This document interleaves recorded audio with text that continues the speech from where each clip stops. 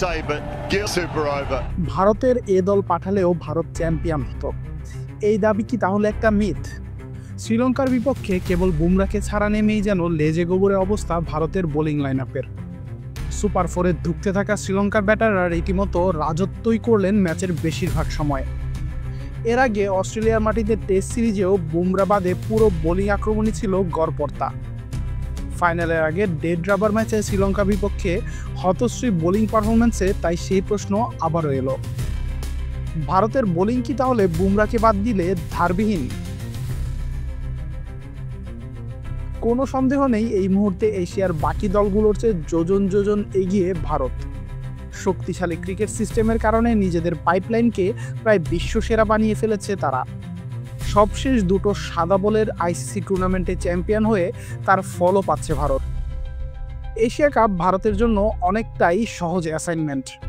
এর আগেও অনেকবারই মূল খেলোয়াড়দের বিশ্রাম দিয়েও এশিয়া কাপের দল পাঠিয়ে শিরোপা নিয়ে ফিরেছে তারা। এবারের আসরেও দুইবারের দেখায় পাকিস্তানকে পাত্তাই দেয়নি ভারত। বাংলাদেশও খুব একটা লড়াই করতে পারেনি। ফাইনালেও তাই অবিসম্ভাবী একটা জয় যখন তারা ধরে রেখেছিল, তখনই ভারতকে যেন একটা রিয়েলিটি চেক দিয়ে রাখলো শ্রীলঙ্কা। টুর্নামেন্টে প্রথমবারের মতো 200 পেরোনো স্কোর নিয়েও শ্রীলঙ্কার বিপক্ষে ধুঁকতে হয়েছে কুলদীপ হার্ষিত রানাদের। শেষমেশ কিছুটা ভাগ্যের ছোঁয়ায় আর শ্রীলঙ্কান ব্যাটারদের ব্যর্থতায় সুপার ওভারে গিয়ে ম্যাচ বাগিয়ে নিয়েছে ভারত। এর আগে পাকিস্তানের বিপক্ষে ম্যাচেও বাজে দিন ছিল বুমরার। সেদিনও পাকিস্তান মোটামুটি লড়াই করার পুঁজি পেয়ে যায় বুমরার বাজে বোলিংয়ের কল্যাণে। যদিও শক্তিশালী ব্যাটিং লাইনআপের কারণে সহজ জয়ই পায় ভারত। তবে ফাইনালের আগে শ্রীলঙ্কার বিপক্ষে বুমরাকে বিশ্রামে দেওয়ার পর যেন বোলিংয়ের দুর্বলতাই ফুটে উঠেছে তাদের। ব্যাটিংয়ে বরাবরই শক্তিশালী ছিল ভারত। সেই সুনীল গাভাস্কারের যুগ থেকে সচিন হয়ে বিরাট কোহলিদের পর হালের শুভমান অভিষেকরা ভারতের ব্যাটিংয়ের হাল ধরে রাখেন শক্তভাবেই।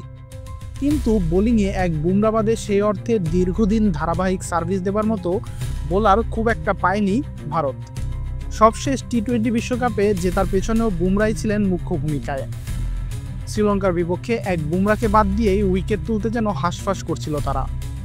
তাই ভারত এশিয়ার সেরা দল বটে, কিন্তু একাধিক দল পাঠালেও চ্যাম্পিয়নই হয়ে ফিরত, সেটা বোধহয় একটু ওভারস্টেটমেন্ট।